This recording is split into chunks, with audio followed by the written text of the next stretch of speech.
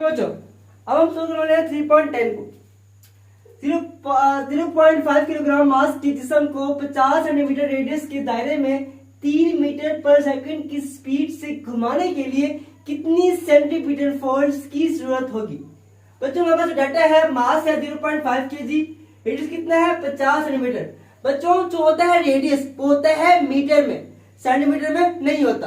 तो सेंटीमीटर को मीटर में तब्दील करने के लिए हम क्या करते हैं, 100 के ऊपर तकसीम कर देते हैं। तो 50 over 100 is equal to 0.5 metre आ जाएगा। आपके पास जो वेलोसिटी है वो कितनी है, 3 मीटर पर सेकंड है। हमने एफ सी मालूम करना है, सेंटीमीटर फोर्स मालूम करनी है। फार्मूला इस्तेमाल करेंगे बच्चों हम यहाँ पे F C is equal to M V square बटा आर।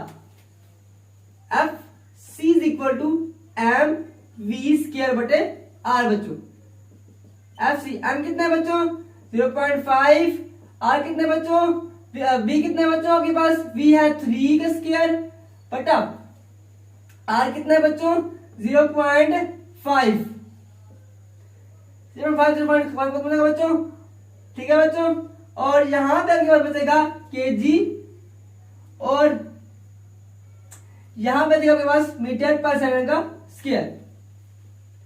तो f C is equal to 9 kg metre का स्क्वायर।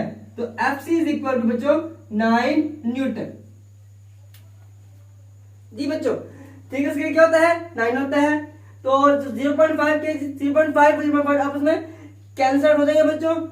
ठीक है, और यहाँ पे क्या बचेगा, यहाँ पे केजी था और ये जब मीटर पर सेकंड का स्क्वायर लेंगे तो क्या हो जाएगा मीटर का स्क्वायर और पर का स्क्वायर। और यहाँ पे क्या था, यहाँ पे पास मीटर था बच्चों और मीटर से मीटर खत्म हो जाएगा आपके पास।